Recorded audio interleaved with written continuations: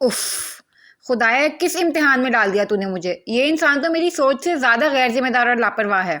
घर के हालात इतने संगीन हैं, मामलात कहाँ से कहाँ पहुंच गए हैं और ये जनाब अब तक काबे खरगोश के मजे लूट रहे हैं।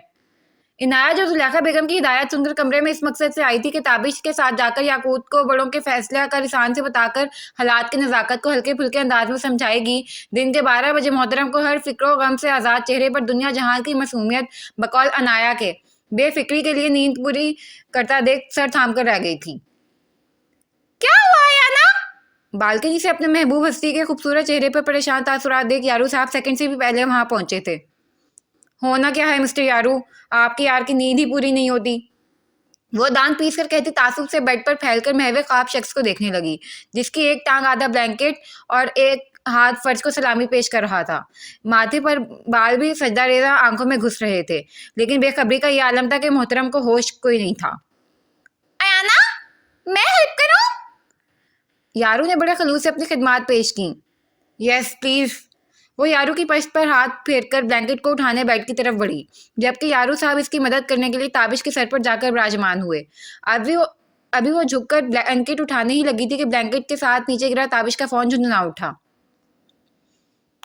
मछली बाजार में जो शख्स बेफिक्री की नींद सो सकता है, ये मामूली अलार्म उसका क्या बिगाड़ लेगा। अनाया ने खुद कलामी करते हुए फोन नीचे से उठाया और झुंझलाहट में अलार्म की जगह कॉल रिसीव हो गया और स्पीकर से निकले अल्फाज ने मानो जिस्म का सारा खून इसके चेहरे पर निचोड़ लिया था।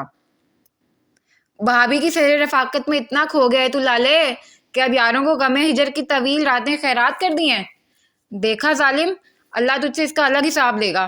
फरेबी ना हो तो कहाँ निकागे वाधु की आत्मा हर जगह अपने ऊपर हुए जुल्म का रोना रोता घूम रहा था, और कहाँ अभी आलम है घर से बाहर कदम रखने का दिल नहीं कर रहा। तूने तो अदील दी आशिक को भी पीछे छोड़ दिया है। ऐसा कर बगैर था भाभी के साथ इनके ऑफिस बैग में ऑफिस भी चला जा।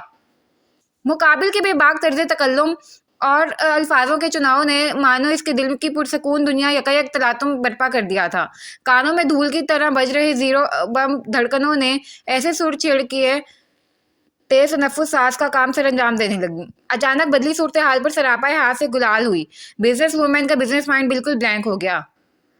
ओए बगैरता, बिल्कुल ही होश आवाज खो बैठा है क्या, जो कॉल अटेंड करने की सादत के बावजूद कुछ फूटने की तौफीक नहीं हो रही। आपके किसी दूसरे शख्स की आवाज भरपूर अंदाज में लाना भेजा था। उस अनाया तो पहले वाले बंदे की शरारत से शर्मो हया से मरने वाली हो गई थी, दूसरे बंदे की गुलफशानी पर पूरा जिस्म तंदूर की तरह दहक उठा था। अयाना, कौन है? ताबिश के सर में चोंच मारकर इसे जगाने की कोशिश कर रहे यारों ने तशवीश से पूछा। ओए मर गए यार, भाभी है। आई एम सॉरी भाभी। शायद दूसरी जानिब यारू की रकीली आवाज पहुंच गई थी। फौरन राब्ता मुनकता हुआ। उफ, इस शख्स की सोहबत में एक दिन हार्ट अटैक का मतलब मैं समझ जाऊंगी। कुछ देर धक धक कर रहे दिल को एतदाल पर लाने की तगोदो के बाद नाया ने झुरझुरी लेकर किसी अफरियत की तरह फोन को दूर उछाला था। अयाना, तुम ठीक है? यारू से गुलाल चेहरे के हमरा फराग और शफाफ जबी पेशानी से नमी साफ करता देख मुतफक्किर हुआ। वो ठीक है या नहीं, लेकिन तू क्यों मेरी गर्दन में सुरंग खोदना चाह रहा है? फौरन अपने पैर हटा। ताबिश गर्दन में खुब रहे यारू के नोकीले नाखूनों से बिलबिलाते हुए खुमार आलूद आवाज में फाड़ खाने को दौड़ा। ताबी, अयाना है। यारू ने इसके झाड़ बिलाने पर एहतजाजन चीखकर अयाना का धौंस डालना चाहा। तो मैं क्या भंगड़े डालूं, नींद ना खराब कर। वो यारू के दोनों टांगे पकड़कर दूर करता चिढ़कर बोला। कच्ची नींद से जगाने वाला हमेशा इसे अपना जानी दुश्मन मालूम होता था। तुम गंदा है। यारू ने हसीना के सामने हुई इज्जत अफजाई मजरूह हुई अना का बदला जोर से ताबिश के कान को काट कर लिया था। नतीजे में ताबिश की जोरदार चीख बरामद हुई। तू रुक जा जरा मेरी नींद के दुश्मन। ताबिश कान पकड़कर उठते हुए इसकी तरफ झपटा, लेकिन यारू साहब की रफ्तार से मैच करना ताबिश के बस का रोग नहीं था। छोड़ूंगा नहीं मैं तुझे यारू कद्दारू, कान काट लिया जालिम ने। ताबिश बुरी तरह दुख रहे कान को सहलाते हुए गुस्से और कच्ची नींद के खुमार से सुर्ख डोरों से मुजय्यन आंखों से कुराया। आप क्यों लाल पीली हो रही हैं? अचानक ही ताबिश की नजर अपनी साइड खड़ी अनाया पर पड़ी। मैं क्यों लाल पीली होने लगी? आप जल्दी से उठे, मुझे कमरे की सफाई करनी है। अचानक मुखातिब किए जाने पर हवन्ना खड़ी अनाया बौखलाकर तेज तेज बोलते हुए नीचे झुककर ब्लैंकेट उठाने लगी। मॉर्निंग मेरी बैड हुई है, कान काट लिया मेरा इस गद्दारू ने, और मूड आपका भरम हो रहा है। ताबिश मुंह पर सूरता वापस वही छे बेड पर गिरा। फौरन से उठे, चाचू आ गए हैं, आंटी ने आपको याद किया है। वो जल्दी से बोली। वो वादा महसूस फिर न लंबी तान कर सो जाएं। चाचू आ गए? वो झटके से उठ बैठा। जवाबन अनाया ने महज सर हिलाने पर इत्तेफाक किया और ताबिश फौरन दोनों हाथों से उलझे बाल ठीक करता बिना स्लीपर पहने बाहर की तरफ भागा। ये इंसान है या छलावा? अभी यहाँ अभी वहां। अनाया पलक झपकते ही इसे कमरे से गायब देख हैरत से बड़बड़ाई। तवज्जो तलब फैलावे की तरफ मुतवज्जे हुई। फिर बड़ी फुर्ती से 15 से 20 मिनट के कलील वक्फे में इसने अपनी नफासत पसंद तबीयत के हाथों मजबूर होकर कमरे का हुलिया दुरुस्त किया। अब लग रहा है मेरा कमरा, वरना इस शख्स की जरा सी मेहरबानी से कमरा कबाड़ खाना का नमूना पेश करता है। Bedsheet, cushions and pillow covers change करके साफ सुथरा निगाहों को राहत बख्श रहे कमरे पर एक मुतमिन नजर डालकर वो फ्रेश होने की गर्ज से वॉशरूम में बंद हुई। Oh my god Tabish, no doubt आपने मुझे पागल करके छोड़ना है। कोई कसम वसम उठाई आपने मेरा जब्त आजमाने की। भीगे चेहरे को तौलिए से खुश्क करते हुए फ्रेश सी वॉशरूम से बरामद हुई। अनाया कमरे की तबाकुन हालत देखकर सदमा सी चीख पड़ी। बिखरे कमरे का जायजा ले रही फटी फटी बेयकीन आंखें गोया अपनी मेहनत के ज़िया पर यकीन करने से इनकारी थी। बेड पर सलीके से रखा कंफर्टर आधे से ज्यादा फर्श को आज जाना सलामी पेश कर रहा था। वार्डरोब में सलीके से इस्त्री शुदा कपड़े हैंगर समेत कुछ बेड और कुछ सोफे पर फेंकने के अंदाज में पड़े थे। कुशन्स पूरे बेड पर राई के दानों की तरह बिखरे हुए थे और इस तहस नहस कमरे की हालत का जिम्मेदार मोहतरम तकरीबकार मस्त मलंग से बर्ड से पश्तकाए फोन में मगन था। मिस्टर ताबिश, मैं आपसे मुखातिब हूँ। मोहतरम की पोजीशन में कोई तब्दीली न देख वो गमो गुस्से से खिलाफ तबीयत चीख पड़ी थी। जी मैंने सुन लिया, आप मेरे चाम से बेहद मुतासिर हैं, लेकिन इसमें मेरा क्या कसूर बीवी, जो मैं इतना साहिर हूँ। जरा सा गर्दन मोड़कर पुरशौक नजरें इसके जाल भुभुक्का चेहरे पर डालकर निहायत भोलपन से आंखें पटपटाता हुआ अनाया के एन का जवाब गैन से दे रहा था। व्हाट? अनाया को हकीकतन इसकी बात बल्कि खुशशनासी की इंतहा समझ नहीं आई थी। यार बीवी, आपने ही तो कहा है कि मैं आपको पागल कर दूंगा। दोनों हाथ ट्राउजर के जेब में अड़स कर सीटी की शोक धुन बजाता हुआ बड़े अंदाज में कदम उठाते इसके करीब आया, जो गमो गुस्से से लाल टमाटर हो रही थी। मतलब कोई इतना फजूल और बोल कैसे सकता है? वैसे सताइशी नजरों की हसार में उठना बैठना है मेरा, लेकिन बीवी के मुंह से तारीफ सुनने का अपना मजा है। वो मुकाबिल की नजरों के निश्तर को नजरअंदाज करते हुए नजर फूलती नाक पर जमाकर चहकते हुए बोला, अल्लाह मुझे सब्र दे। मौसूफ को मुसलसल अपने शान में रद्दुल लिसान देख अनाया ने गहरी सांस अंदर खींचकर सच्चे दिल से अपने लिए सब्र तहमुल की दुआ की। फिर तेवरी पर बल डालकर मिस्टर अल्ट्रा प्रोमैक्स खुश फहम जमा खुद शनास की तरफ मुतवज्जे हुई। मैं आपके सामने यूसुफ हुसैन की नहीं, कमरे में आप जनाब की तरफ से की गई नक्श निगारी की बात कर रही हूँ। 10 मिनट नहीं हुए थे और मैं कमरे को इंसानों की जगह, रहने की जगह की शक्ल में छोड़कर गई थी, और अभी अस्तबल से ज्यादा हसीन हालत में है। माथे पर बल नमूदार के तंजिया अंदाज में इसने हाथ घुमाकर पूरे कमरे की तरफ इशारा किया। सानी यूसुफ हुसैन, अल्लाह खैर। ताबिश ने कनखियों से एक नजर कमरे पर, दूसरी नजर ज्वाला ज्वाला बनी जोजा पर डाली, फिर पेशानी पर तफक्कुर के बल लेकर और चेहरे पर मासूमियत लाकर दाएं हाथ से सर खुजाने लगा। एक फोन तलाश करने के लिए इसने कमरे का नक्शा बदल दिया था। गन फैलाए बगैर न जाने क्यों इसका कोई काम ही नहीं होता था, और खुशकिस्मती से बीवी नफासत पसंद मिल गई थी। जवाब दें। मोहतरम को खजल देकर नाया ने चढ़ाई की। यार मेरी आदत है, आप टेंशन न ले, मुलाजमा ठीक कर जाएगी। वो खजल होकर सर को जाते हुए मिनमिनाया। आपको क्यों लग रहा है कि मैं टेंशन ले रही हूँ? इसने खतरनाक तेवर लिए आईब्रो उठाया। ताबिश बेटा खैर मना। ताबिश को मोहतरमा के तेवर देख खतरे का लारा मालूम हो रहा था। टेंशन मैं नहीं ले रही, आपको इस बेहतरीन तकरीबकारी पर एजाज के तौर पर दे रही हूँ, क्योंकि अब इस कमरे की हालत मुलाजमा नहीं, आप ठीक करेंगे। तो शराफत से जिस तरह गन फैलाने की आदत है, इसी तरह गन साफ करने की आदत डालें। या तो अच्छी आदत लग जाएगी या बुरी आदत छूट जाएगी, दोनों सूरत में फायदा ही है। Come on hurry up. मखसूस लेडी बॉस वाले स्टाइल में अनाया ने गोया एक के बाद देगरे धमाका किया था। व्हाट? इतना सारा फैलावा मैं साफ करूंगा? ताबिश ने बिदक कर फटी आंखों से मुकाबिल के इत्मीनान को देखा। जी, जिसका फैलावा है वही समेटता है, यही असूल है। मुकाबिल का इत्मीनान काबिल दीद था। मैं किसी असूल को नहीं मानता, मुलाजमा कर जाएगी। वो साफ हुक्म बजा लाने से इनकारी कपड़े कंधे पर डालकर निकलने लगा। मर्जी है आपकी, अगर आप इस फैलावे को समेटने की जिम्मेदारी नहीं ले सकते तो कोई बात नहीं, राहत इंडस्ट्रीज की सारी जिम्मेदारी इंशाल्लाह कल तक आपके मजबूत कंधों पर आ जाएगी। क्या मतलब? तेजी से वॉशरूम की तरफ बढ़ा ताबिश चीते की स्पीड से वापस आया। मतलब ये कि मैं अभी जाकर अंकल को बता दूंगी कि आप अब ऑफिस संभालने के लिए बिल्कुल तैयार हैं, लिहाजा अंकल मुकम्मल होल्ड आपको सौंपकर इत्मीनान से इन जिम्मेदारियों से दस्तबरदार हो जाएं। मुकाबिल की कमजोर नफ्स पर कंट्रोल करके मुकाबिल को दिन में तारे दिखाना तो कोई लेडी बॉस से सीखे। मैं नहीं मान सकता, आप ऐसा नहीं कर सकती। संगीन धमकी पर ताबिश रोहानसा हुआ, क्योंकि मुकाबिल के संजीदा पुरवकार चेहरे पर ढूंढने से भी मजाक का शाइबा नजर नहीं आ रहा था। मैं कुछ भी कर सकती हूँ, ना मानना आपके इख्तियार में है। उफ, लेडी बॉस की बेनियाजी। यार आप इतनी जालिम नहीं हो सकती। ताबिश अब भी बेयकीन था। मैं कुछ मामलों में बहुत ज्यादा जालिम हूँ।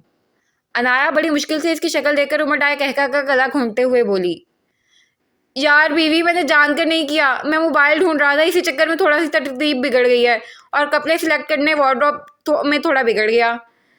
ताबिश की संगीले पर मुंह बसूरने लगा। ये थोड़ा सा है? इसने आईब्रो उठाकर तमाम बिखरावे की तरफ इशारा किया। बाकी कौन सी बारात निकल रही है जो आपने वार्डरोब खंगाल डाला शान मलबूसात के लिए? लेडी बॉस आज मुकम्मल सख्त हिटलर टाइप उस्ताद के मूड में थी। गलती आपकी है। यकायक ताबिश ने पैंतरा बदला। मेरी? जी आपकी। आपकी आप दूसरी बीवियों की तरह मेरी ज़रूरतों का ख्याल क्यों नहीं रखती? अगर आप भी मम्मा की तरह मेरे कपड़े निकाल देती तो ये नौबत ही नहीं आती और ना मैं कमरे की हालत बिगाड़ता। असल इस सब की जिम्मेदारी आप हैं, आपकी है, और इस सब की जिम्मेदार आप हैं। ताबिश ने पल में अपने खुराफाती दिमाग को हरकत में लाकर बाजी ही उलट दी थी। आप कटहरे में आया और बाहर ताबिश मजलूम बना खड़ा था। ये बंदा है या? हैरत के समंदर में गोता जन आया कोई शातिर दिमाग शख्स के आगे कोई अल्फाज ही नहीं मिल रहे थे, जिसने सारा मलबा इस पर उलट दिया था। अब देख क्या रही हैं बीवी? ताबिश की हालत से महसूस होता जरा सा इसके आगे झुका। असल जिम्मेदार आप हैं, लेकिन थोड़ी थोड़ी जिम्मेदारी सबकी मैं भी लेता हूँ। सो ना आप ना मैं मुलाजमा की हेल्प ले लें। एंड आपकी नाक बहुत प्यारी है। शरीर नजरें इसकी झील सी गहरी आंखों में डालकर अपनी बात कहते हुए इसकी फूलती नाक को छूकर वो वापस चलावे की तरह गायब हो गया और अनाया खड़ी की खड़ी रह गई। भाभी आप समझाएं ना आनी को, मुझे शिफ्ट नहीं होना यहाँ से, और इनके घर तो बिल्कुल भी नहीं। प्लीज प्लीज भाभी हेल्प मी ना, आप तो सब जानती हैं, आप मेरी मदद करें ना प्लीज भाभी। उलझे बालों और मनमोहने चेहरे पर मुल्तजी तासुरात लिए भीगी आंखों में खौफ और रात समोए अपना हाथ थामकर इल्तिजा करती इस प्यारी सी नादान लड़की पर अनाया को टूट कर प्यार आया था। जिसकी मासूम मोहब्बत का तकाजा क्या था, इसे वो खुद भी अनजान थी। इस शख्स को रगो पैर में बसाए, इसके नाम को रगे जान से अजीज रखे, वो इसी शख्स के साये से गुरेजा थी। भाभी आप मुस्कुरा क्यों रही हैं यार? यहाँ टेंशन से मेरी जान जा रही है। देखें असर का वक्त हो चला है, आप जाए ना, आंटी अंकल को राजी करें, मुझे नहीं जाना आप सबसे दूर अनेक्सी में। याकूत इसे मुस्कुराता देख रूहानसी हुई। उस दिन की आज़ाद और जुल्लू रैन की लफाजी जंग ने इसे ठीक ठाक खौफजदा कर दिया था, और अचानक जुल्लू रैन की तरफ से रुखसती की डिमांड की खबर ने तो बिल्कुल ही इसकी जान निकाल दी थी। तजाद आज शाम ही इस शेर के गार में हिजरत करना। याकूत के तो मानो हाथ पैर फूल गए थे। मैं समझती हूँ पागल लड़की, तभी तुम्हें समझाने आई हूँ, क्योंकि समझाने की जरूरत तुम्हें है, आंटी को नहीं। अनाया ने नरमी से अपना हाथ आजाद करके इसके दोनों हाथ थामे।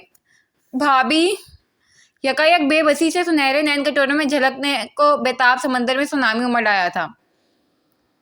अरे अरे नादान लड़की! अनाया इसे धुआंधार होता देख बौखला गई, फिर नरमी से करीब होकर इसे खुद से लगाया। याकूत के आंसुओं में और रवानी आई थी। अनाया इसे आंसुओं की सूरत खौफ को बहाने देने की तलकीन करती से चुप कराने की कोशिश किए बगैर खामोश रही। पानी पियो और मेरी बात ध्यान से सुनो। तुम मुझे छोटी बहन की तरह अजीज हो, मैं तुम्हारी भलाई की बात करूंगी। अनाया ने उसे ढेर सारा रो लेने के बाद खुद से जुदा किया और साइड टेबल से पानी से भरा गिलास उठाकर खुद इसके लबों से लगाया, जिसे वो हिचकियां लेते हुए खत्म कर गई थी।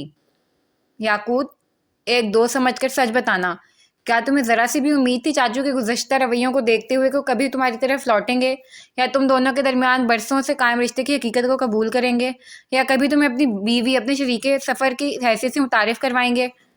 पूरे हक से ज़बरदस्ती रुखसती की डिमांड खैर बहुत दूर की बात है।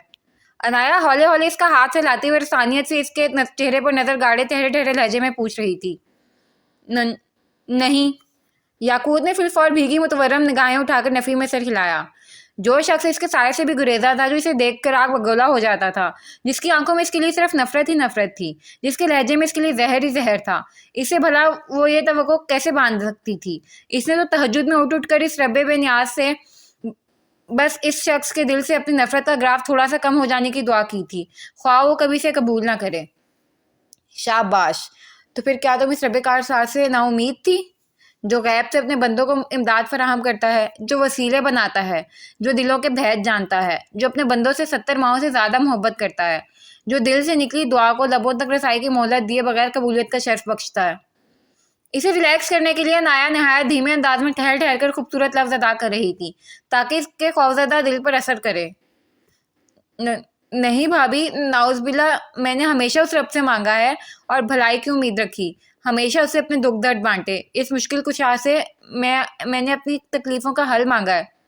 वो काफ़ी संभल गई थी, लेकिन आवाज़ भीगी हुई थी। तो फिर जब तुम्हें उस रहमान रहीम की रहमतों से उम्मीद थी कि वो तुम्हें तुम्हारी उम्मीद से बढ़कर नवाजेगा, और अब जब वो नवाज रहा है, तो अपना दामन बचाकर नेमत की नाकदरी क्यों करना चाह रही हो? अनाया ने बड़ी महारत से घुमाकर मौजूद गुफ्तगू को वहीं लाया था। इसके लफ्जों के जाल में पूरी तरह फंसी याकूत को मानना ही पड़ा कि इसकी भाभी वाकई लफ्जों की खिलाड़ी है। वो सूरज से सर झुका गई। याकूत, हमारी जिंदगियों में कुछ भी बेवजह नहीं होता। हर चीज़ के पीछे कोई ना कोई वजह पोशीदा होती है, कोई ना कोई मसलहत ज़रूर होती है जो हमारी बेहतरी के लिए होती है। तुम्हारे भैयों का बरसों बाद लौट आना, चाचू का मुश्तिल होकर तुम्हारी अपनी ज़िंदगी में तुम्हारी हैसियत को कबूल करना, रुखसती की डिमांड करना, अपनी निहायत ज़ाती जगह जहाँ वो किसी की भी मौजूदगी बर्दाश्त नहीं करते, वहाँ अपने हमरा तुम्हें रखने की ख्वाहिश जाहिर करना, बल्कि ज़िद करना, कुछ भी बेवजह नहीं है लड़की। ये सब तुम्हारी दुआओं का असर है, तुम्हारे सब्र का समर है, और तुम अहमक सब कुछ ठुकराने की बात कर रही हो। अनाया मोहब्बत से समझाते हुए आखिर में शहादत की उंगली इसकी ठोड़ी पर रखकर इसका भीगा सहमा चेहरा ऊपर कर गई। भाभी, लेकिन मुझे इनसे खौफ आता है। मुर्गी की वही एक टांग थी। अनाया भी साख्ता मुस्कुराई। फिर किसने मशवरा दिया था इस मासूम परी को एक देव से दिल का बंधन जोड़ने का? अब देव है तो इसकी फितरत है परी को अपने महल में कैद करना।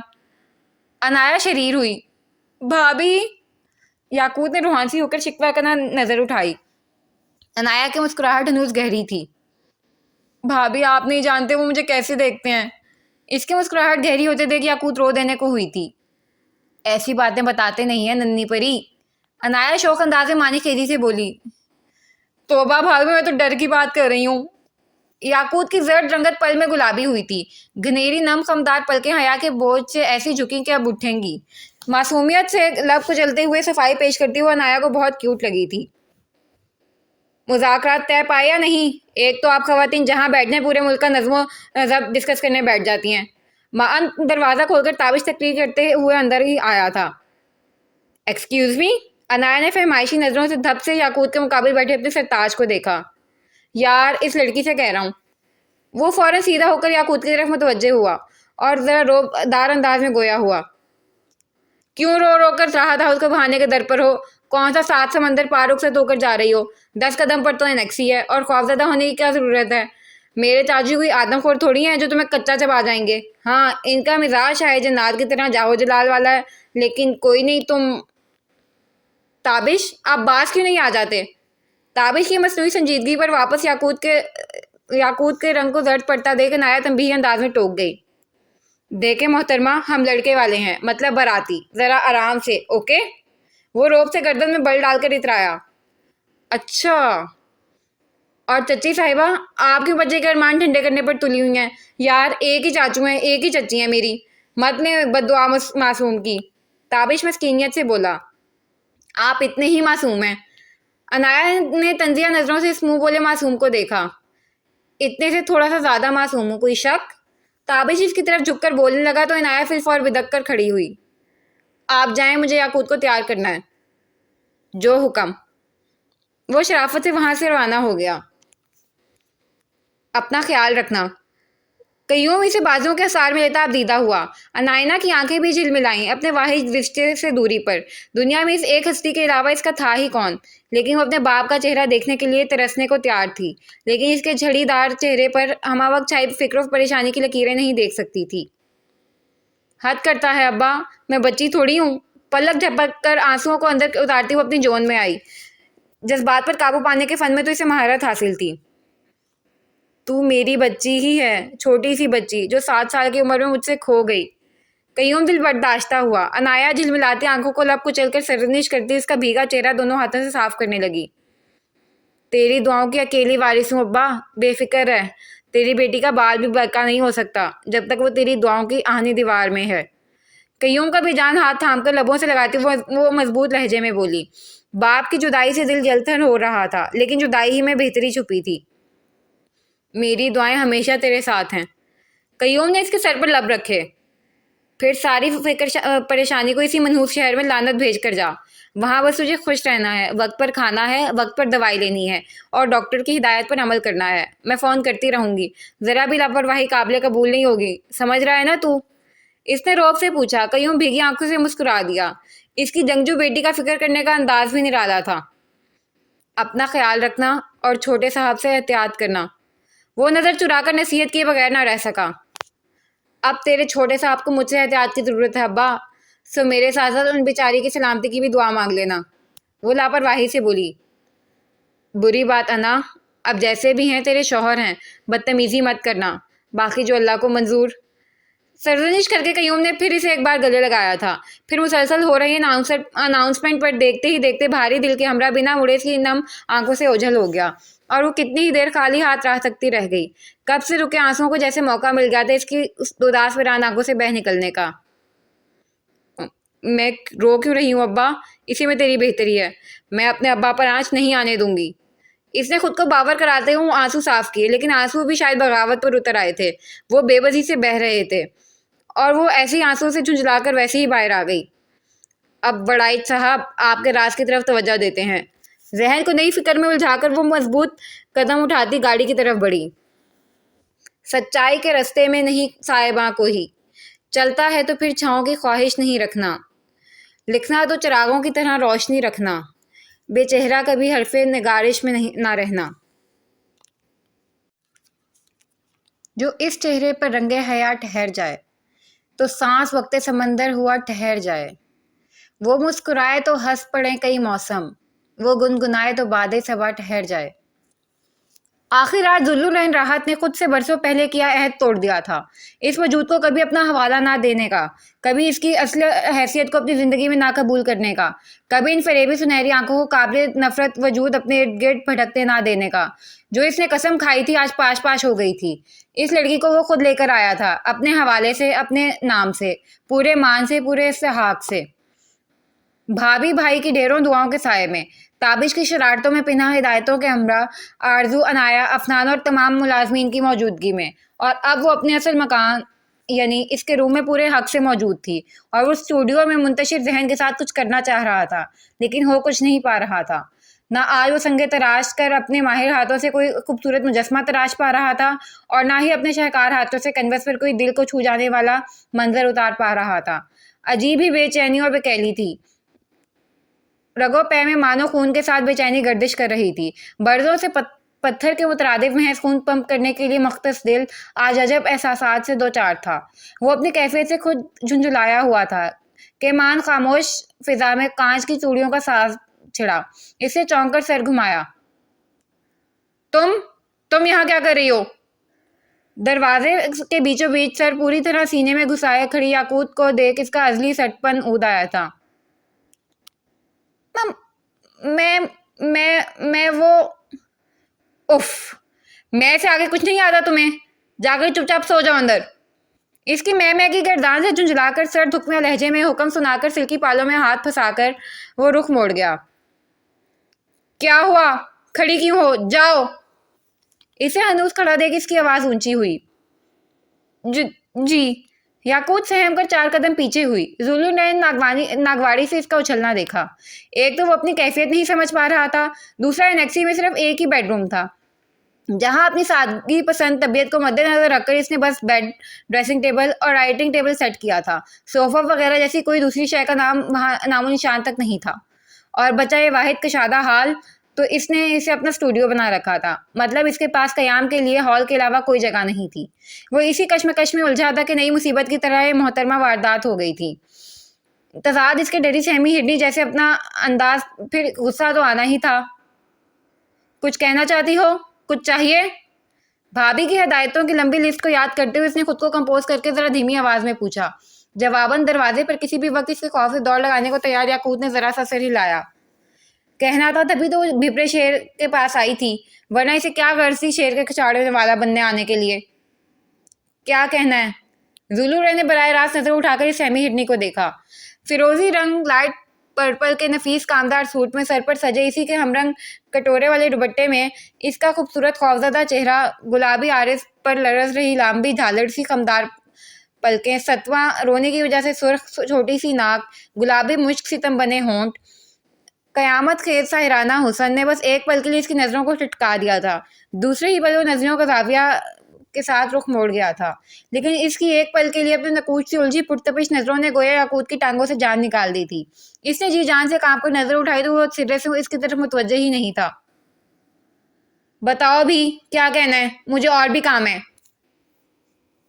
वो मैं कहने इस मैं वो की गर्दान से आगे कुछ आता है तो बोलो, वरना जाओ। इसकी उसी रट से वो अब दहाड़ा। याकूत वापस उछलकर दूर हुई। वो कमरे में ना मुझे डर लग रहा है। याकूत ने हलक तर करके बड़ी मुश्किल से सही सलामत जुमला अदा किया। क्यों? वहां कोई भूत प्रेत देख लिया है तुमने क्या? नहीं, लेकिन टाइगर की आवाज बहुत आ रही है वहां, और मुझे सख्त तफ्तीशी काटदार नजरों से बाकी मानदार अल्फाज हलक में अटके, नमकीन गोले के नजर हो गए और बेबसी के आंसू टप टप कर फर्श पर गिरने लगे। वो तो सोने की पूरी कोशिश कर रही थी उसके कमरे में, लेकिन वक्फे वक्फे से बुलंद हो रही टाइगर की वहशतनाक गुराहट और इसकी खूनख्वार भूं भूं से जहन में नमूदार हो रही इसकी खौफनाक तस्वीर इसके असान खता कर रहे थे। तभी जब्त के बावजूद वो बिना स्लीपर भाग आई थी। तुम कमरे में हो, मेन गेट बंद है, दरवाजा खिड़की भी बंद है, फिर वो तुम्हें क्या बोल रहा है जो तुम्हें डर लग रहा है?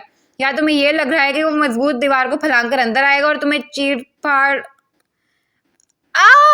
अभी जुलू रैन की भयानक मंजरकशी नामुकम्मल थी कि वो दोनों हाथ कान पर रखकर चीखी और पूरी रफ्तार से आकर इसके पीछे छुपकर दोनों चूड़ियों से भरी कलाइयों से इसका कंधा जकड़कर गोया इसके अमान में आ गई थी, जैसे टाइगर दीवार तोड़कर आ रहा हो इसके शिकार के लिए। अचानक इस्तेदाल और पल्स से लगे नाजुक वजूद की लर्जिश पर जुल्लू रैन सुन रह गया था। चलो मेरे साथ।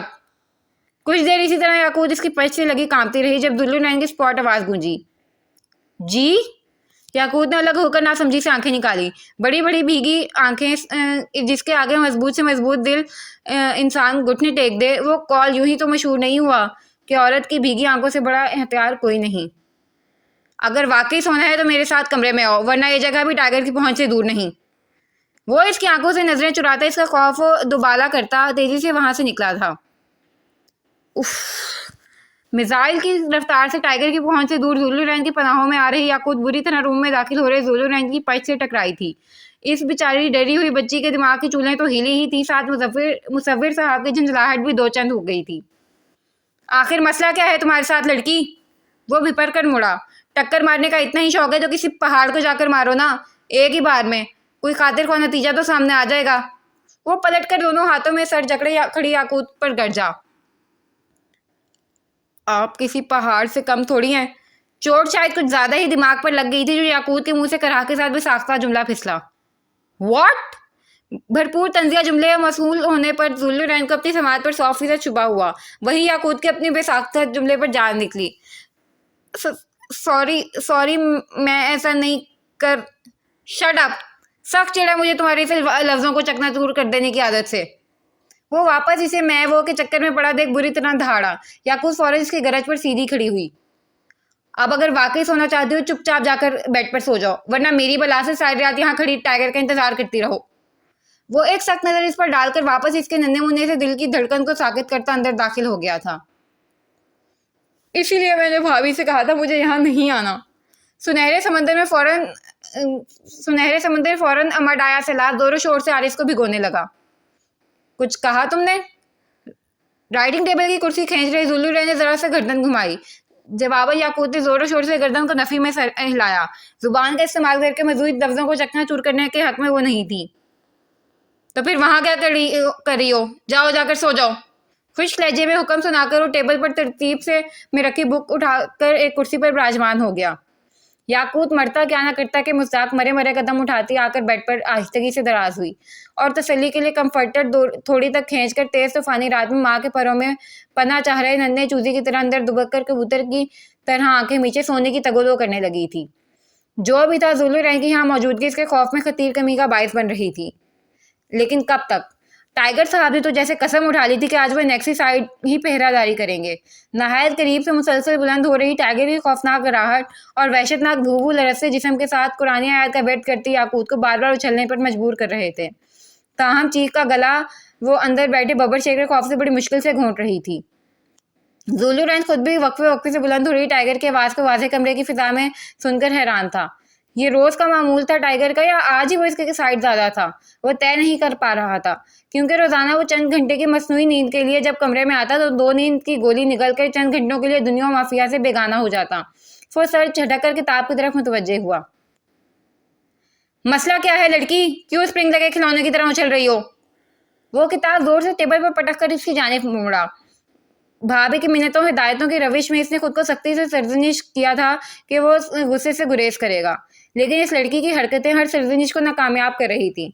इसका ख्याल था कि इस खुद साख्ता मुसीबत की नींद की वादियों में उतर दे वो फौरन यहाँ से निकल जाएगा, लेकिन ये लड़की सोने के बजाय उल्टा उसे डिस्टर्ब कर रही थी।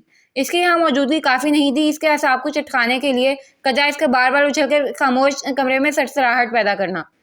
जुल्लू रैन सुर्ख आंखों से इसे घूरने में ही मगन था जब अचानक ही बेड पर उठकर बैठते हुए इसने सिसका भरते हुए बेरबत जुमला बोलना शुरू कर दिए। आप प्लीज मुझे वापस छोड़ें, मैं यहाँ नहीं रह सकती, मुझे नींद नहीं आएगी।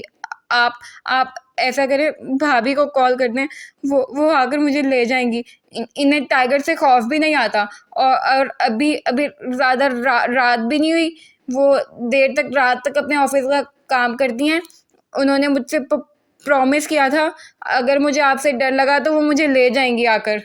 आप प्लीज़ इन्हें बुला दें, मैं यहाँ नहीं रह सकती। मिन्नतें फरियादें करते हुए आखिर में वो बेबसी और बेकसी से घुटनों में सर डालकर हिचकियों से रोने लगी थी। बाहर टाइगर की गुर्राहट, अंदर जुल्लू रैन की दहाड़, वो बुरी तरह खौफजदा हो गई थी। जुल्लू रैन ने निचला कटावदार लब सख्ती से दांतों तले दबाकर इसके घड़ी बने लड़ज रहे वजूद को देखा। कमरे की फिजा में वक्फे वक्त से बुलंद हो रही इसकी हिचकियां जुल्लू रैन को भागकर कहीं दूर माजी में ले गई थीं। जब गुड़िया ने चलना शुरू किया था तो जुल्लू रैन और आज़ाद ने अपनी पॉकेट में नीचे इसके लिए बड़े से भूरे रंग का टेडी बियर लाए थे, लेकिन इनकी तवक्को के बरखिलाफ टेडी बियर को देखकर इनकी गुड़िया चहकने खुश होने की बजाय बुरी तरह रोने लगी थी।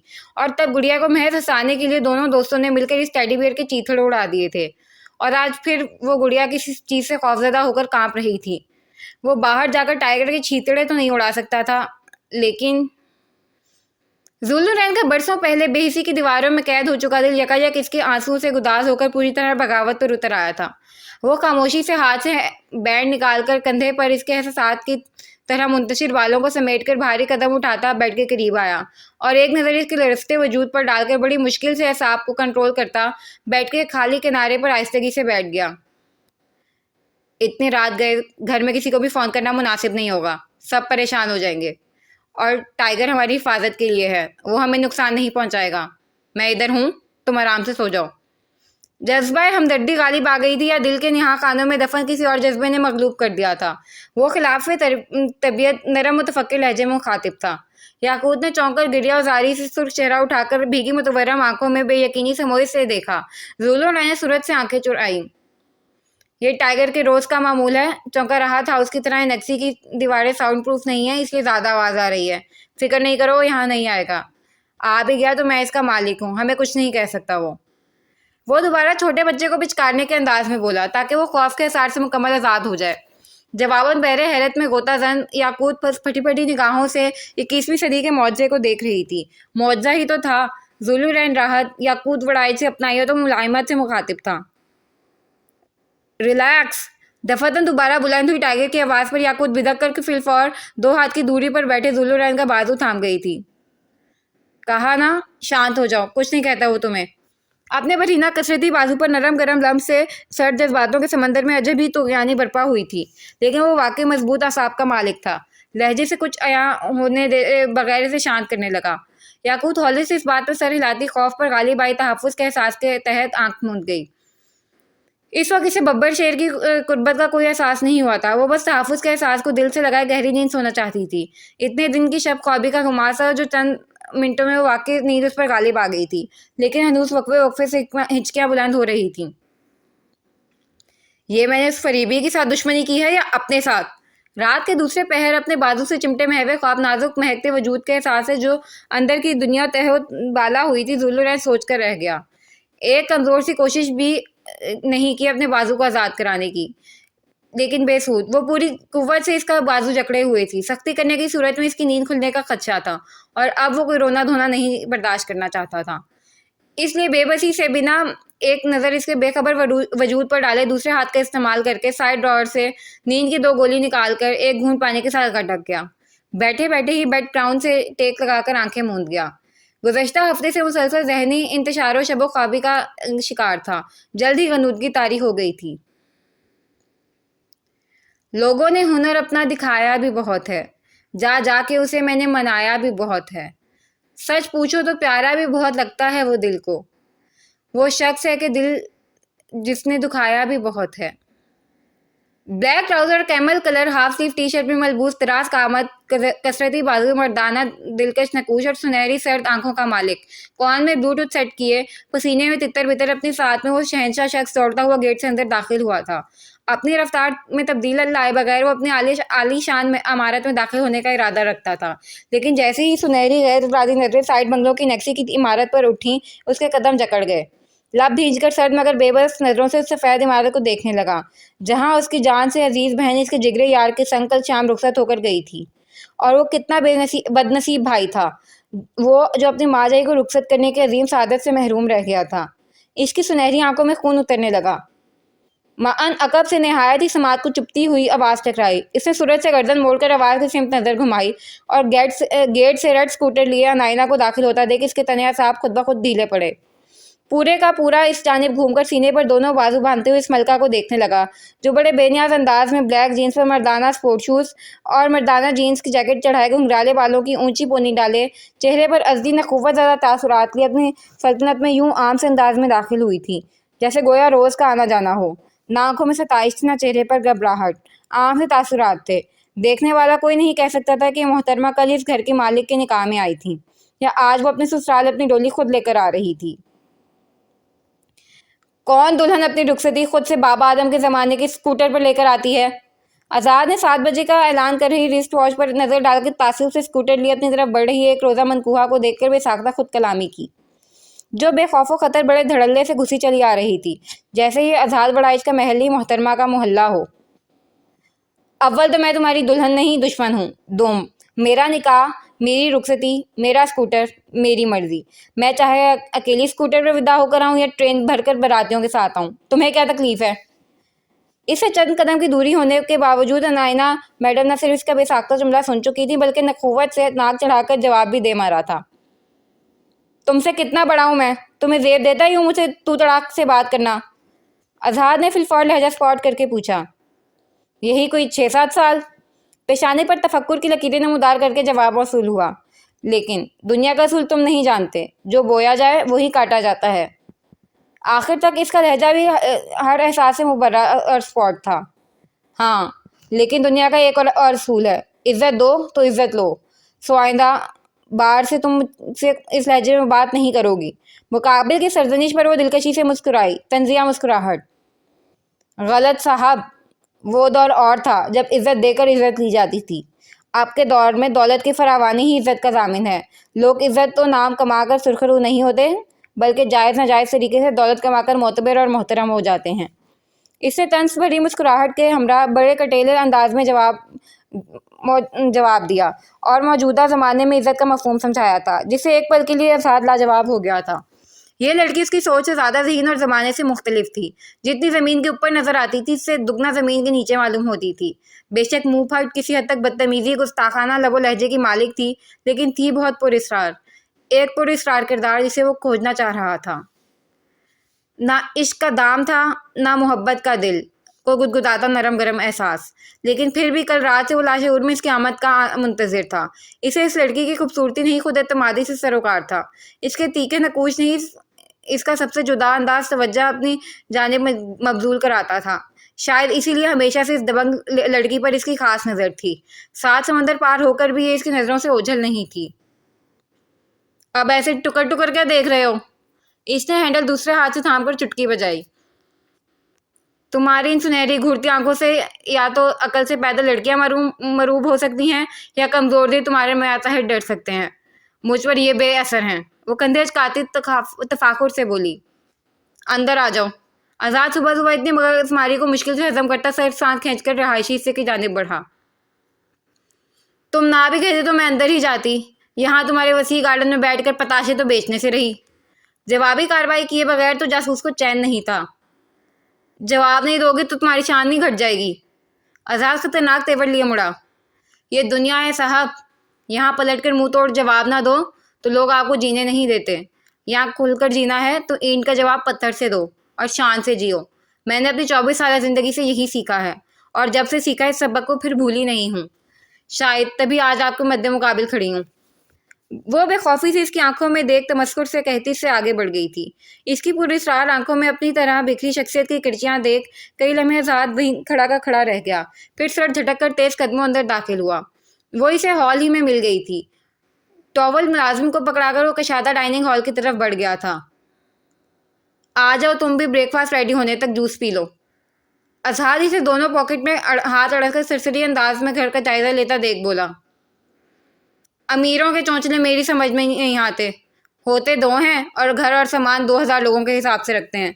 बताओ भला, अकेले बंदे को इतने बड़े डाइनिंग हॉल और इतने लंबे डाइनिंग टेबल की क्या ज़रूरत है? किचन स्लैब ही इतना बड़ा है कि 10 बंदे आराम से खा पी सकें। लेकिन नहीं, दिखावा करना है। अजब इंसाफ है। गरीबों के पास खाना नहीं होता और अमीरों के पास खाने वाले नहीं होते। जब मुल्क में मसावात नहीं होगा तो तरक्की क्या खाक होगी? वो घर का सरसरी जायजा लेकर डाइनिंग टेबल की तरफ बढ़ते हुए बावाज़े बुलंद तबसरा करने लगी। तुम जासूसी छोड़कर सियासत या सहाफत क्यों नहीं ज्वाइन कर लेती? यकीन करो, बहुत तरक्की करोगी। सरबराही कुर्सी पर विराजमान इसके तबसरात से महसूस होता आज़ाद तंज किए बगैर न रह सका। मैंने जासूसी में भी बहुत तरक्की की है। आप मेरी फिक्र में दुबले ना हों। वो नशीद संभालती तुर्की व तुर्की बोली। मसलन? हस्बे आदत इसका आईब्रो उठा। मसलन को फिर कभी तफसीलन समझाऊंगी। अभी मकसद बयान करूं इस सारे खेल का। वो पानी का गिलास टेबल पर रखकर यकायक संजीदा तासुरात लिए आज़ाद की तरफ मुड़ी। मतलब? आज़ाद कसदन अनजान बना। अनजान मत बनो आज़ाद वड़ाइच। हम दोनों जानते हैं कल जो कुछ हुआ वो बेवजह नहीं था।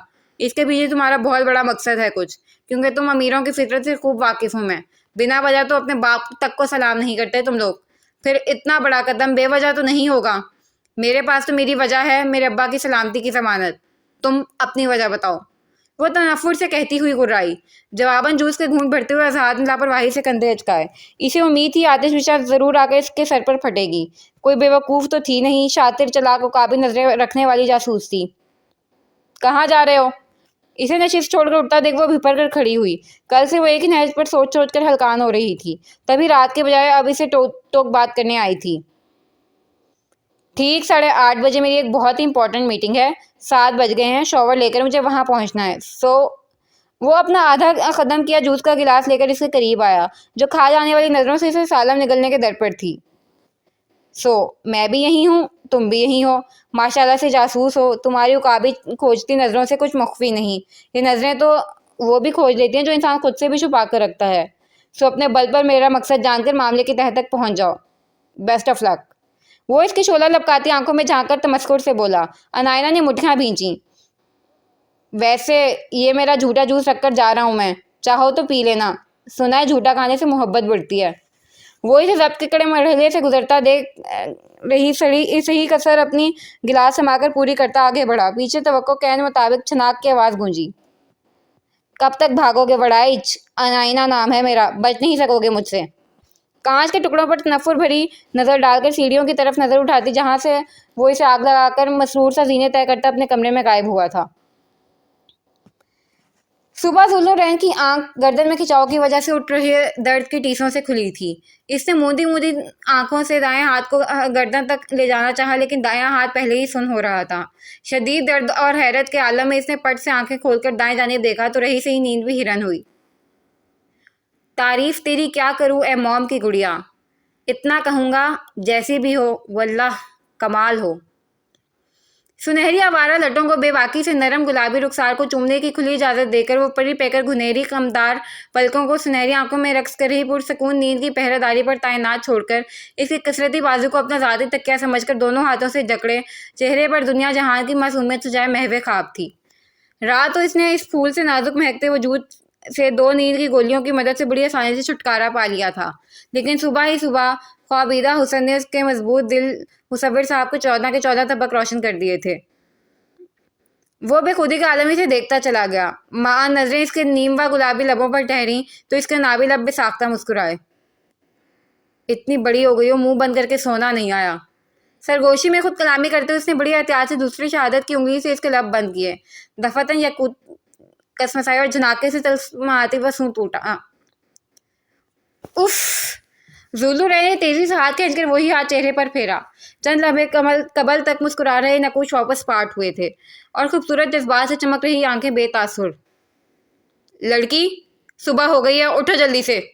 अगले लम्हे इसने खींचकर अपना सुन हाथ निकाला था। जी।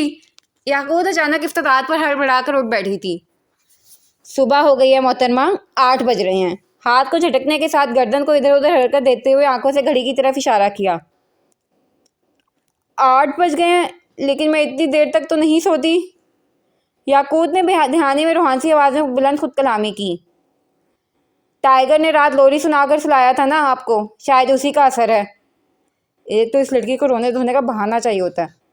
वो याकूत का मुसलसल मुंह बसूरता देख बड़बड़ाया। जी? ये तंज याकूत के काक पल्ले नहीं पड़ा था। कबर्ड में आरजू तुम्हारे कपड़े रख गई थी कल। फ्रेश होना चाहो तो हो जाओ, जल्दी करो, नाश्ते पर सब हमारे मुंतजिर होंगे। वो इसके जी पर सर सांस खारिज करता कबर्ड की तरफ बढ़ा। मुश्किल से 5 घंटे तक असर करने वाली नींद की गोलियां आज 8 घंटे तक किस तरह मुझ पर हावी रहीं, समझ नहीं आया। अपने कपड़े लेकर कमरे से बाहर निकलते हुए जुल्लू रैन का दिमाग मुसलसल एक ही सवाल में उलझा था। मैं आज आनी से बात करूंगी, मुझे नहीं रहना यहाँ। बाहर टाइगर, अंदर बबर शेर, दोनों में से किसी एक की खौफ से लाजमी मेरी रूह कब्ज कर लेनी है। याकूत सराहने से दुपट्टा उठाकर खुद कलामी करती हुई बेड से नीचे उतरी। सुबह सुबह जुल्लू रैन के तंज के तीरों ने ये बात इसके जहन से बिल्कुल ही महफ कर दी थी कि रात भर वो इसी बबर शेर के बाजू को तकिया बनाए ख्वाब खरगोश के मजे लूट रही थी। इतना सिंपल कमरा। टाइगर और बबर शेर से जहन हटाकर इसने कमरे पर नजर दौड़ाई। कमरा अच्छा खासा कशादा था, लेकिन सामान के नाम पर महज king size bed, writing table, dressing mirror देख इसे शदीद हैरत हुई थी। कबर्ड तो खैर से दीवार में ही चस्पा थी। इन तीनों जगह घेरने वाली चीज़ों के अलावा वहाँ कुछ फालतू ना था, और चीज़ें भी अपनी जगह इस नफासत से सेट थीं कि देखकर इंसान को अंदाज़ा हो जाए कि बरसों से इनकी तरतीब नहीं बदली। मुझे क्या, मुझे तो यहाँ से जल्द से जल्द निकलना है। वो खुद को सरजनिश करती तेजी से कबर्ड की तरफ बढ़ी। इत्तेफाक से इसने अपनी साइड ही का दरवाज़ा खोला था। हाथ आया ड्रेस लेकर तेजी से वॉशरूम में बंद हुई। वैसे बीवी, मुझे नहीं मालूम था आप इतनी फर्माबरदार और ताबेदार हैं। वो मुलाजमा की मदद से किचन में तैयार हुआ स्पेशल नाश्ता टेबल पर सेट करवा रही थी जब खुशबुओं में नहाया निक्सिक सी 3-पीस सूट में तैयार ताबिश इसके करीब आया। मैं समझी नहीं। अनाया इसकी तेज परफ्यूम की बू पर दूर हटी। अछूत की बीमारी नहीं है मुझे। इसके गुरेज पर ताबिश ने मुंह बसूर कर बुरा बनाया। मुझे तेज स्मेल बर्दाश्त नहीं होती। ना आपकी ये बेसरोपाब बातें मेरे पल्ले पड़ती हैं। जाकर डाइनिंग टेबल पर इंतजार करें, सब वहीं आ रहे हैं। वो रिस्ट वॉच पर नजर डालती हुई बोली। जल्दी से याकूत से मिलकर इसे मीटिंग के लिए निकलना था। यार, हवा के घोड़े पर ना सवार रहा करें। मैं यहाँ आपकी तारीफ कर रहा था, आप झाड़ पिला रही हैं। ये तो बात वही हो गई। हम हैं मुश्ताक और वो हैं बेजार। या इलाही, ये माजरा क्या है? इसने नरूठेपन से शेर पढ़ा। अनाया नफी में सर हिलाया। बाय द वे थैंक्स मेरी सारी चीज़ों को तरतीब से रखने के लिए, वरना मुझे आपके कमरे की तरतीब ख़राब करनी पड़ती जो आपकी नफासत पसंद तबीयत पर सख्त गिरा गुजरती। लेकिन कल से 3-पीस सूट निकालिएगा, क्योंकि इसकी तलाश में थोड़ा सा आपकी मेहनत का मैंने सत्यानाश मार दिया। वो बड़े मासूमाना अंदाज में कारनामा गोशे गुजार करने लगा, लेकिन अनाया की नज़रें इसकी तैयारी पर जम गई थीं। आपने ये ड्रेसिंग क्यों की है? अनाया ने उलझी नज़रों से इसकी तैयारी देखी। बहुत हैंडसम लग रहा हूँ इसमें। वो हस्बे आदत चिढ़ाने के लिए शौकी से बोला। ताबिश प्लीज़। यार, ऑफिस आ रहा हूँ, जीन्स शर्ट पर सर झाड़ मुँह फाड़ तो नहीं आ सकता ना? कौन सा ऑफिस? मैं कुछ समझी नहीं। आपके office my dear lady boss.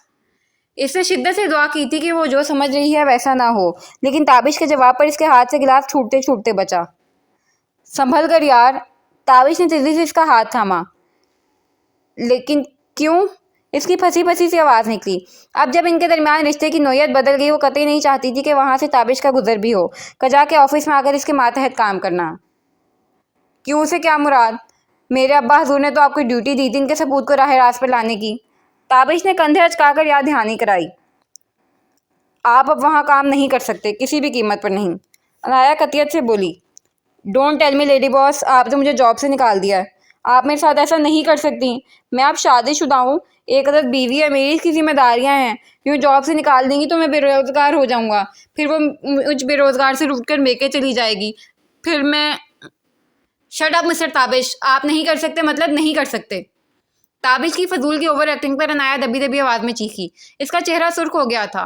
Tabish ने गहरी निगाहों से इसका सुर्ख चेहरा देखा, फिर हाथ पकड़कर जरा सा झटका दिया कि वो कटी पतंग की तरह इसके साथ आ लगी। मुझे भी कोई शौक नहीं आपके साथ आपके ऑफिस आने का, लेकिन मजबूरी है, क्योंकि पापा ने मुझे आपके और अपने ऑफिस में से किसी एक को चुनने के लिए कहा है, और अभी मैं पापा का ऑफिस ज्वाइन करके अपनी आज़ादी से लब करने के हक में कतई नहीं हूँ। सो आपके ऑफिस आ रहा हूँ, और गुस्से पर सिर्फ आप ही का कॉपीराइट नहीं है, ज़रा इसे आराम दें। और आपकी फूलती हुई नाक मुझे बहुत अपील करती है। मजबूर मत करें कि मैं कोई गुस्ताखी करूँ और आपको और गुस्सा करने की वजह मिल जाए। बदहवास सी खुद से लगी अनाया पर सब वादे करते इसकी नाक से अपनी नाक टकराकर भरपूर दिलकश मुस्कुराहट इसकी जाने उछाल कर वहां से निकल गया। अनाया अपनी धड़कनों को गिनती वहीं खड़ी की खड़ी रह गई।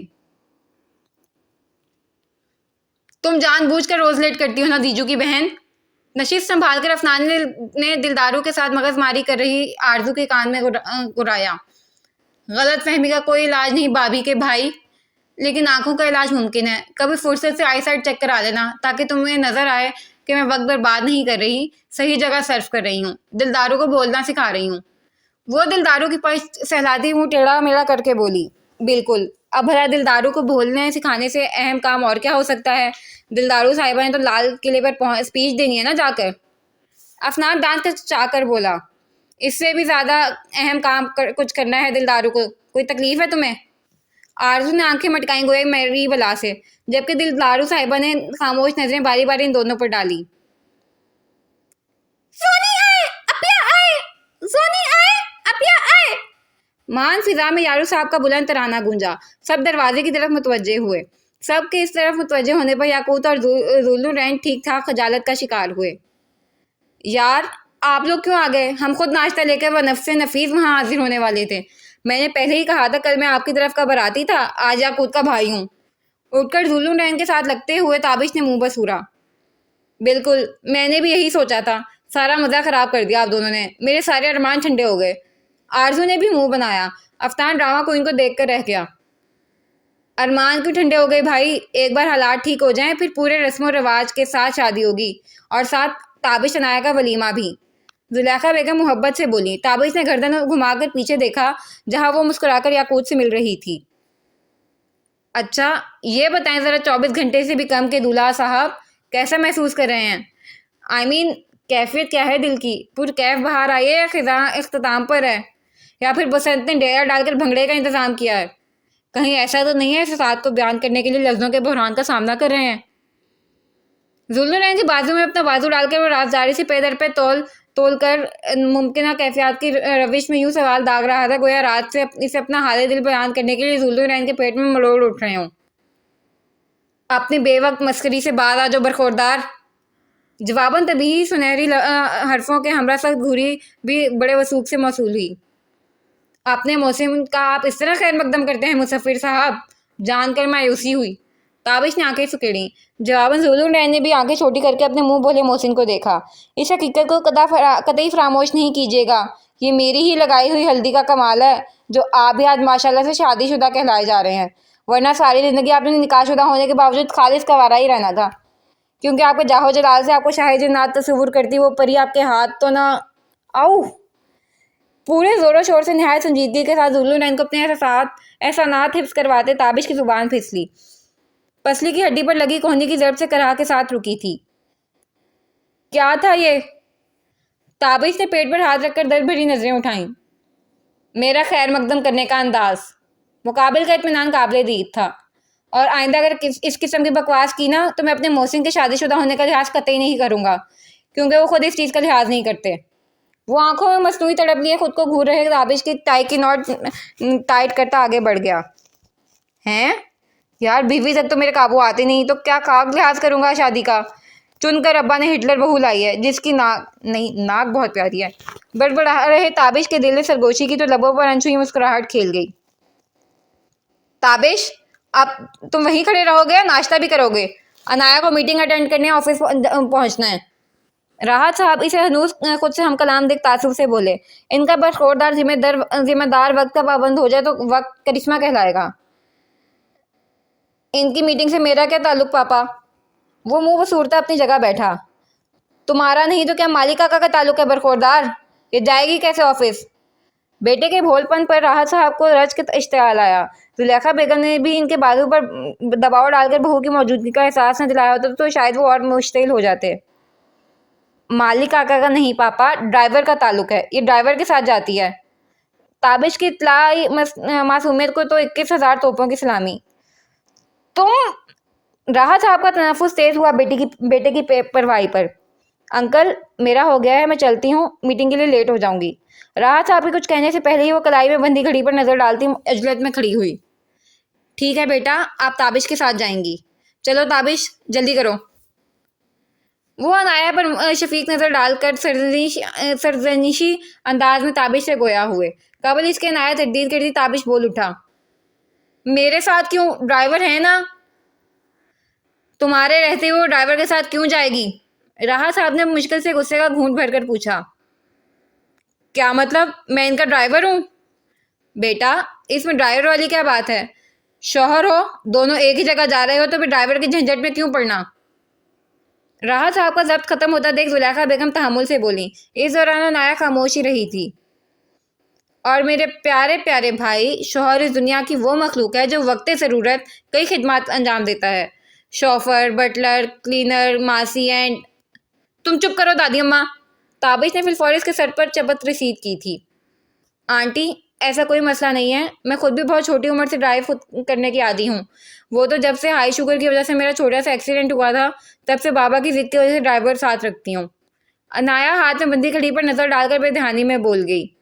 इब्राहिम साहब के जिक्र पर यकायक माहौल में खामोशी छा गई थी। चमचा बर्तन तो क्या सांस लेने की आवाज़ तक समातों से टकराने लगी। ताबिश ने नजर उठाई तो इसकी आंखों में नमी चमक रही थी। इसने भी साख्ता लब भींच कर राहत साहब को देखा जिनका चेहरा भी मुरझा गया था। जाने वाले चले जाते हैं, लेकिन अपने जिक्र से, अपनी फिक्र से, अपनी बात से, अपनी याद से रह जाने वालों की आंखों की नमी, लबों की मुस्कुराहट दिल की हालत से गहरा निस्बत बांध जाते हैं। ओके, हम लोग चलते हैं, आप लोग नाश्ता एंजॉय करें। उसने कुर्सी के पीछे से कोट उतारकर हशाश बशाश अंदाज में खामोशी को तोड़ा। और दूल्हे साहब, मेरी पसली की हड्डी तो ऑलमोस्ट तोड़ ही दिया आपने। अपनी पसली की हड्डी से बनी नाजुक जान की खुराक पर तवज्जो दें। चिड़िया की तरह दाना चुग रही है तब से। जुल्लू रैन की प्लेट से सैंडविच उठाकर बाहर की तरफ दौड़ लगाते हुए जुल्लू रैन को ठीक ठाक खजालत का शिकार कर गया था। अनाया भी इसके पीछे ही निकल गई थी। पीछे जुल्लू रैन दिल ही दिल में इसको 100 बातें सुनाता रह गया। भाभी, भाई, बच्चों की मौजूदगी में ताबिश की बकवास से इसकी सुर्ख सफेद रंगत में खतीर लाली का इजाफा हुआ था। चाचू, आप ब्लश कर रहे हैं? आरजू बीबी की मुंह फट आदत का क्या करना। भाई ने जो कसर छोड़ दी थी वो बहन ने शरीर अंदाज में पूरी कर दी। आनी, मैं अपने कमरे में पढ़ाई करती हूँ जाकर। याकूत ने तेजी से अलादीन के चिराग से निकले जिन की तरह गायब हुई थी। आरजू, जल्दी करो, तुम्हारी वजह से बच्चा रोज लेट होता है। जुल्लू रैन को पूरी तरह प्लेट में चुका देख जुलेखा बेगम ने बेटी को आंखें दिखाईं। मम्मा, आपका बच्चा भी यही बोलता है मेरी वजह से, आप भी यही बोल रही हैं मेरी वजह से। आरजू ने शाकी नजरों से पहले मम्मा को फिर मम्मा के बच्चे को देखा। अफनान ने इसकी नजरों को खुद पर महसूस करके भी कुछ नहीं बोला। आखिर आंटी का चहेता वो यूं ही तो नहीं बना था। तो गलत क्या कहता है? आधा वक्त तुम गंद फैलाने में, आधा खाने से खेलने में और फजूल गोई में बर्बाद करके जानबूझ कर लेट होती हो। मम्मा ने तो जैसे कमर कस ली थी आज इस एफर्ट ओवर भाभी के भाई के सामने इसकी मट्टी पलीत करने की। अफनान ने मुस्कुराहट दबाई, कनखियों से आरजू की रोनी शक्ल देखी। मम्मा, तो अब अपने चहेते को अलग बाइक दिलवा दें ताकि मोहतरम अपने ज़ाती हवाई जहाज़ पर कबल अज़ वक्त पहुँच जाएं। आखिर कॉलेज का सारा निज़ाम तो इन्हीं के नातवा कंधों पर है ना। आरजू रोज़ देने वाली हुई थी। आंटी, मैं चलता हूँ। अफनान जुलेखा बेगम को खूनख्वार नजरों से आरजू को घूरता देख मुस्कुराहट जब्त करके आगे झुका। जीते रहो, खुश रहो, अल्लाह हर मैदान में कामयाबो कामरान करे। वो तो अपने सादतमंद चहेते पर जैसे निसार ही हो गई थी। आरजू, तुम फ्री हो जाओ तो जल्दी आ जाना, मैं ड्राइवर को गाड़ी स्टार्ट करने के लिए कहता हूँ। अल्लाह हाफिज अंकल, अल्लाह हाफिज चाचू। वो शराफत और सादतमंदी का मुजाहरा करता सबसे नज़र बचाकर शरारत से आंख दबाकर जीजू की बहन को ठीक ठाक आग लगा गया था। बाकी दोनों को खुदा हाफिज कहकर निकल आया। आरजू खोलती हुई खड़ी हुई। अम्मा, मैं भी पढ़ने जा रही हूँ, कोई आतंकवादी हमले के लिए नहीं जा रही, मुझे भी एक दो दुआ दे मारे। आरजू ने अपनी तरफ मुतवज्जा न देख आंखों में नमी ले आई। पहले ना इस सलीकामंद बच्चे से तरीका सीख लो, फिर इसकी बराबरी करना। जाओ, मेहनत से पढ़ो। वो पहले झाड़ पिलाकर आखिर में इसके सर पर हाथ रखती वहां से निकल गई थी। देखा पापा, देखा चाचू कैसे लठमार दुआ दी है। आरजू ने हमदर्दी तलब नजरों से दोनों को देखा जो मुस्कुराहट दबा रहे थे। बेटा, आप ही ने कहा था दुआ दे मारे, इन्होंने दे मारा। राहत साहब नैपकिन से हाथ साफ करते हुए बोले। बात नहीं करनी मुझे आप लोगों से। वो बैग उठाकर धप धप करती वहां से दफा हुई। राहत साहब मुस्कुराते हुए खड़े हुए।